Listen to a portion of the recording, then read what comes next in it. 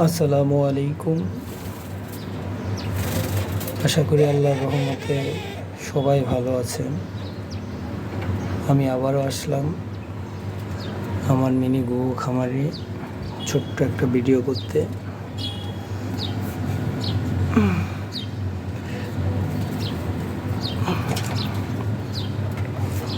এই যে দেখুন, এই সাদা জোড়া আবার নতুন ডিম পারছে। মাশাআল্লাহ, বাচ্চাগুলো বাইর করে দিয়েছি। ওই জোড়া আবার ডিম পারছে, উপরে এক জোড়া ডিম পারছে। আমি 2 জোড়া ঘুঘু দিয়ে শুরু করি। মাশাআল্লাহ, আমার এখন বাচ্চা নিয়ে মোট 8 জোড়া ঘুঘু আছে, 1 জোড়া কবুতর আছে।